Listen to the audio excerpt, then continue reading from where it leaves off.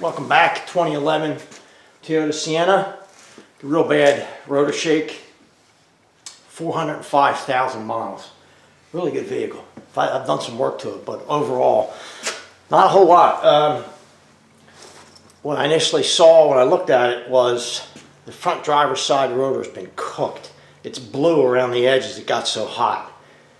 I have not been able to catch it where it's hanging up, but I have to think either brake line is collapsing, the flexible brake line, or caliper is hanging up. And at 405,000 miles, we're going to replace it all. We're going to replace both calipers, brake lines, rotors, and pads on the front of this because something's hanging up intermittently, and you don't get a cooked rotor like that unless something's hanging up and it's just frying it. So I'll try to show that to you. Hopefully be able to see it on the camera where you can see where it's just absolutely got fried. And we're going to do brakes on this and see if it fixes the problem. I think it will. Obviously, wheels off. I've got this turned so you can actually see it. I wanted to show you the rotor, but I don't think you're going to be able to see how smoked it is on the camera. So you're just going to have to trust me on that one. It is smoked pretty heavily. See if I can get this piston to move, which it's not moving. It does not want to move. Now, I've got this, I showed you this probably, but I've got the brake pedal depressed. I've got the battery disconnected, so it won't bleed the whole system out on me when I break this loose. I'm going to undo this caliper and let it drain out here. It's going to drain a little bit. That's okay. Expect that. And just get that out of the way. Now let's see if the caliper will push back in. There it goes. So I couldn't push it in at all. So do I have a hose that's going bad and collapsing? I don't know. It's one or the other. Pretty sure. I'm just going to put the banjo bolt back in there because it's going to get replaced anyway. But might as well stick it back in there. 14 millimeter for these slide pin bolts. Caliper mounting bolts, I guess, whatever you want to call them. I'm going to take them off.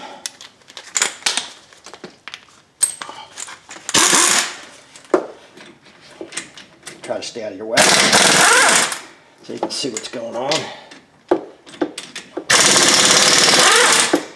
Okay. I'm just going to set that caliper aside. I don't know if the pads will show any checking or anything like that from heat, but we'll see. 405,000 miles on that caliper. So it didn't do too bad for never being replaced. Yeah, I'm pretty sure these are checked pretty bad. We'll see. Hard to tell. Spot there. Some cracking there on that one.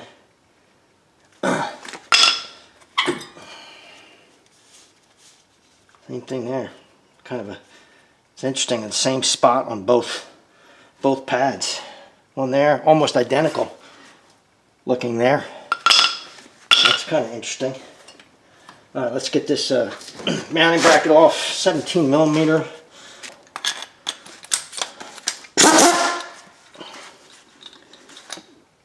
Way up. Might have to break them loose first. Yeah, that's a tooth buster there. There's one. Got one out of two. That's the one they usually get.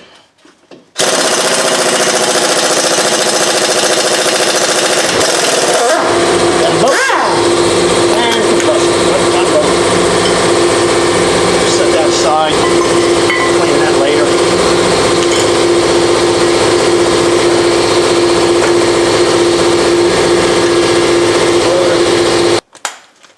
You said I was thinking.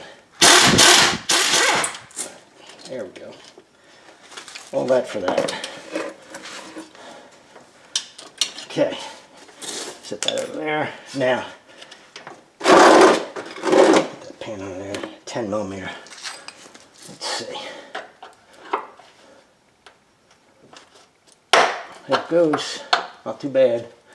Yeah, I'm sure people will be flipping out because I'm not using now see that line moving? That's what you got to be careful of. If it grabs that line, you twist that line up, you're going to be in trouble. So let me get something to spray on there.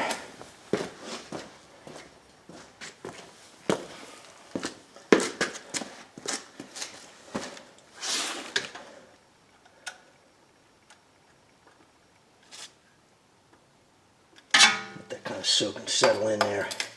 Just a little bit WD-40.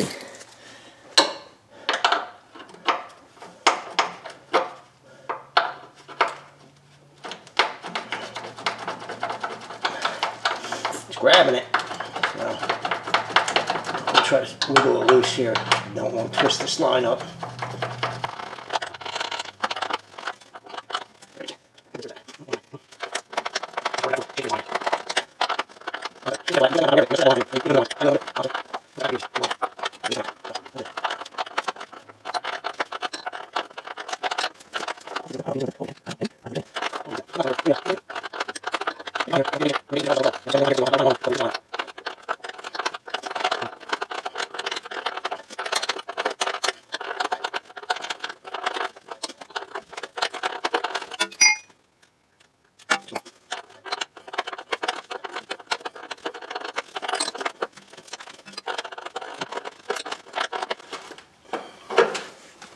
I think that's done. I think.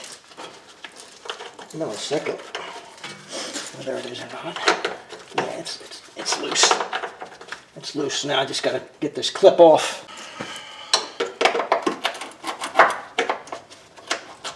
There we go. Now we're loose. There we go. That's the line we're going to replace. Let me go get the new one. I got to get that started in there. I'm not going to get it in there. I think this is the fight I'm having. I think it's just to get everything lined up.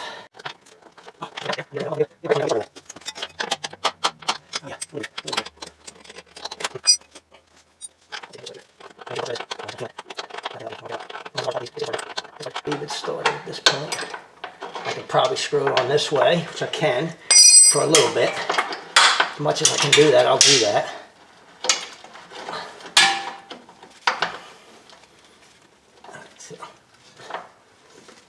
Now it's pretty close. I should be able to make this fit now. Should. Doesn't mean I can, but I should be able to, right? It's got to fit in there right there. I think that's it right there.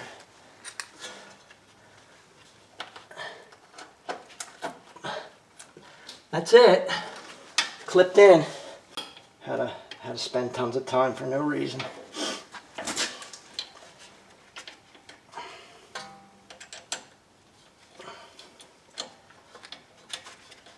Come on.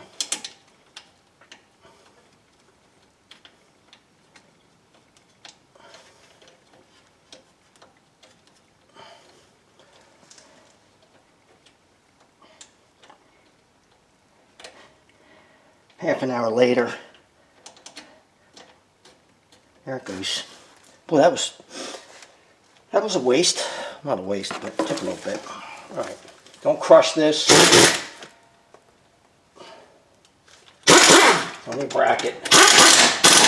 Enough. Let's go back and tighten that up now. Don't want to forget that.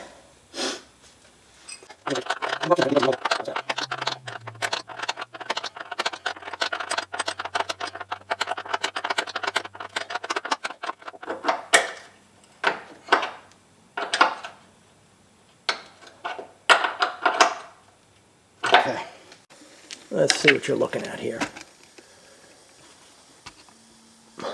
It might help. Got the rotor on here. Couldn't see any of that because I wasn't pointing at it, but just got a lug nut on here and a spacer to keep it in place. We're going to put the mounting bracket on. We'll torque these to factory specs, of course. Mounting bolts. Let's get this set up and go like that.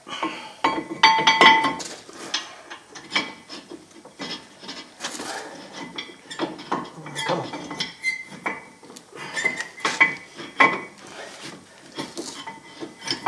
What are we doing here? There it is. Messing around with it. Let's get these started.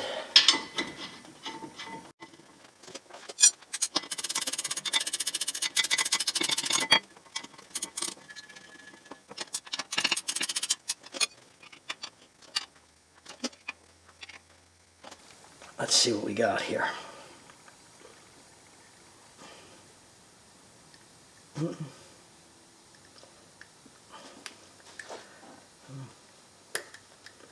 Wow, I am fighting everything tonight.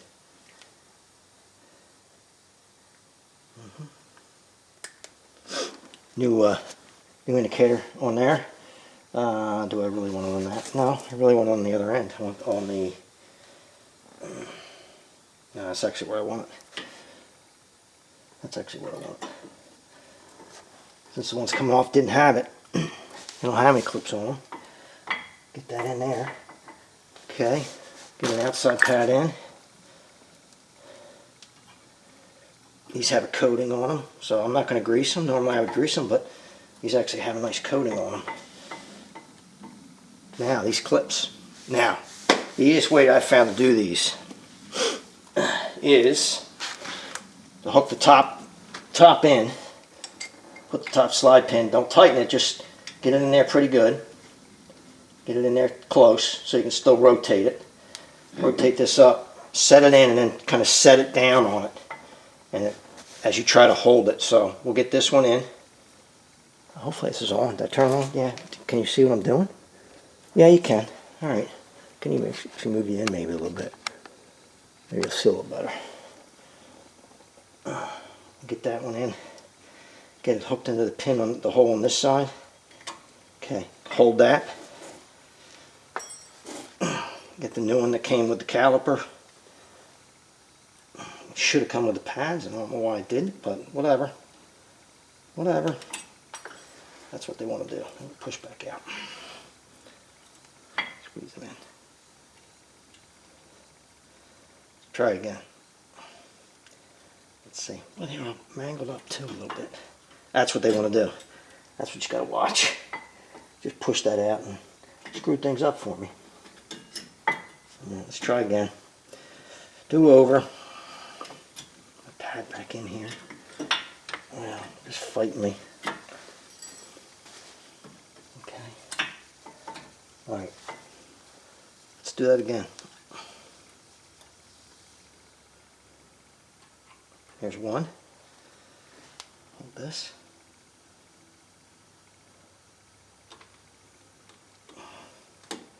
There's two. So I can hold it down the bottom. I want to tilt this down. As soon as I can get it over the top edge of the pad, and I can let go. And it won't go anywhere. Put our other pin in here.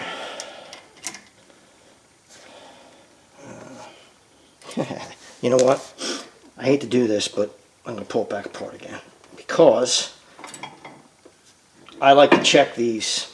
Even though they're greased, when they come greased, I always like to check them, and I forgot. So let me check the slide pins and make sure they have enough grease. You don't want a ton, but sometimes they come and sometimes they don't have any. So I'm going to do this. I don't need to have problems. Let's pull a slide pin out of this. That one's greased. Looks okay. I got to burp it now. Now that I got air in there. Well, I got to get a screwdriver for that. So come on, let go. This one's got a bushing on it, but it is greased. I can see. I can feel the bushing on it. Let me get a screwdriver. All right, so this has got air in it, so you got to pump the air out of it. So don't poke a hole in it. You want to go up. I'll show you on this one. You're going to go up along and reach underneath of it and kind of pry it out, get the air out of it. You see the air's out of it. Do the same thing on both of them. Don't poke a hole in the boot. Just kind of pick it out of there to let the air out. There it goes. Crack. Make sure it's all the way up around the collar, at the top. Okay. All right, take two. Since I forgot to check, my own fault. I'm going to make sure.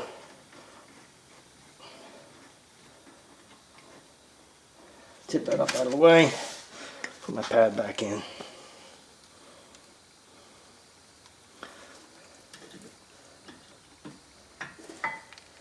All right.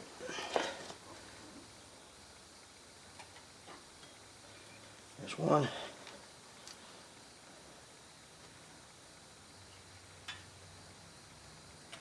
There's the other. All right. Now we can get these started on here. These are probably I don't know, 20, 25 foot-pounds. They're not that much. Don't crush them. Don't go nuts. If it does spin this inner, you got to hold on to it. So it may.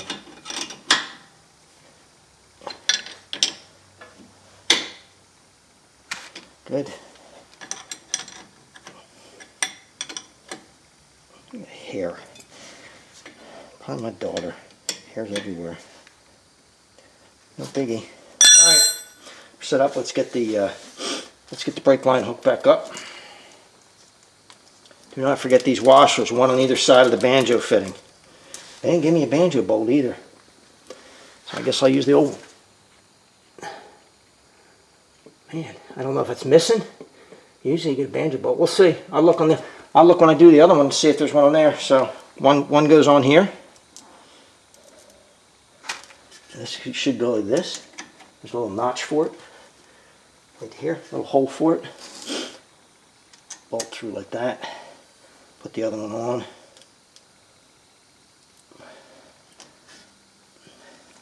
Get this started. And turn it in. If you forget those washers, it will leak. No question about it, it will leak. Snug it up. I don't know what the torque spec is for this. Don't crush it, just snug it up. Washers will seal it. Let me get this bleeder. Is that an 8? Yeah.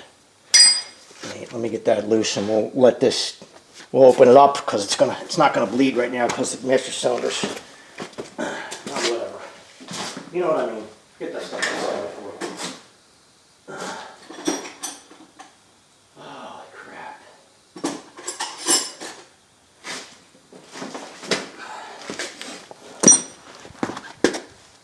What I was saying is this is not actually going to gravity bleed because I've got the brake pedal pressed down, so it's keeping it from actually emptying the master cylinder. But we'll break it loose. We're going to go around. We're going to do the other side. Once we get that side done, then we'll let them gravity bleed, and then we'll go through and we'll bleed them. But that's pretty much it. New brake lines, new calipers, new rotors, new pads.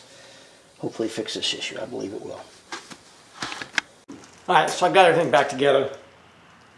New calipers, new brake lines, new rotors, new pads. Now, I'm just going to go on a little bit of a rant, but not really, because I don't want to say I'm used to it, but I'm used to it.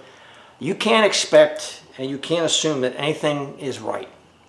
You have to check everything, and I'll give you an idea of why I say that. And this job was, these parts were particularly bad. I'll just start with the driver's side. Brake pads. Supposed to have little spring clips that I showed. Missing, not in the kit. Hardware for the end of the bracket was there, but the little spring clips, not there.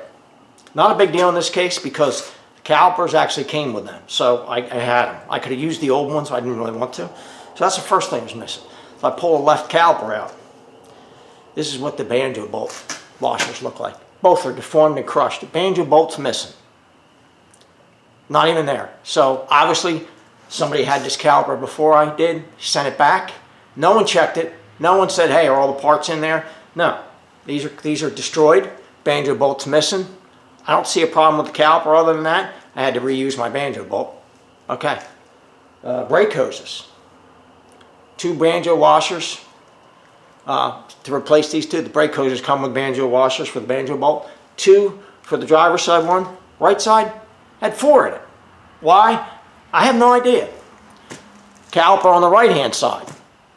I showed, pull the pins, right? You got to pull the pins and check them. No grease on either of the pins on the caliper on the right hand side. None. And there's a bushing on one of the pins, and one of the pins does not have a bushing. They go in a certain position. If they're in the wrong position, you can't get the caliper on. Guess what? They were on the wrong position. They were in the wrong position on the caliper. They weren't even, the bushing is supposed to go on the bottom pin. It was on the top. You can't get it together. It won't work. So I had to fix that. So this is just some of the stuff you run into. Fortunately, in this case, since I was doing calipers and hoses and rotors and pads, I was missing parts from one part that was supposed to be there, but it was in another part. Like I was missing the spring clips that were supposed to be in the brake pads that weren't there, that usually are, but they were with the calipers. So I had everything I needed. It's like no one cares. Nobody really cares. I'd love to use OEM. I'm not saying OEM's perfect. Usually you'll have a better go around with OEM, and the quality's usually there. It doesn't mean it's always there, but more often than not, it's just you can't justify the cost. Sometimes you just can't justify the cost. I priced out the rear rotors and pads for this car, $360. I'm doing the front rotors, the pads, the calipers, and the hoses for less than that. So you can't always just go OEM. Now, there are certain things, sensors, injectors, coils, nothing but OEM. Because if you put aftermarket sensors and things like that in there, you're going to have nothing but problems.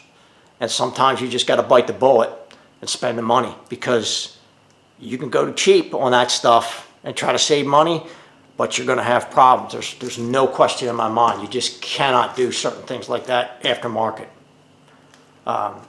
Spark plugs are the same thing. People change out spark plugs. Put the OEM in there. Now, they don't have to be from the dealer. If, you know, Denso makes the spark plug for whatever manufacturer, they make a lot of them, find the equivalent and buy Denso, buy the same ones.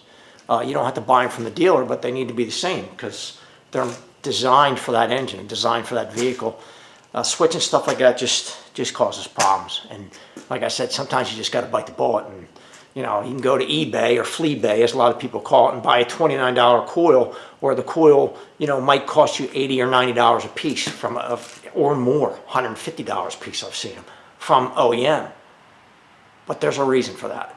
Cheap stuff is cheap, and it's going to cause problems, and in the long run, you're going to have all kinds of problems. But this is just, it's something you got to be aware of if you're going to work. You need to check everything, like pulling those pins. If I didn't pull those pins from those calipers and just assume they're greased, they're not greased, and the pins are not the same, and they were in the wrong positions. The lower should have been in the upper, and the upper should have been in the lower, and it was pushing the bushing. There's a bushing little collar in there. It was actually pushed all the way back up to the pin because it was in the wrong one.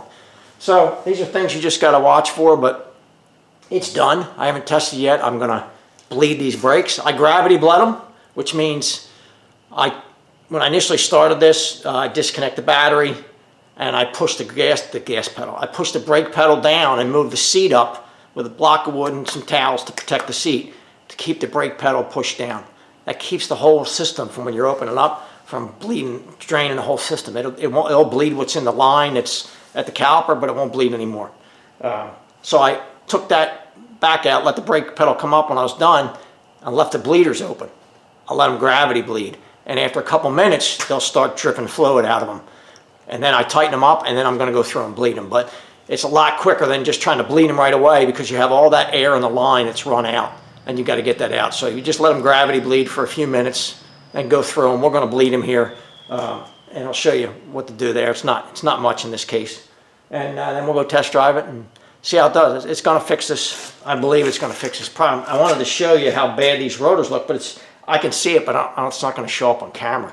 They have a blue tint to them, especially around the edges, from being cooked, from just being overheated, especially the driver's side. So at 400,000 some miles, 405,000 miles, OEM calipers, original brake lines, flexible brake lines, just going to replace them both, because it's not worth messing. It's not worth messing. Oh, I can't even speak. It's not worth messing with it to, you know, okay, let me put another set of pads and rotors on it.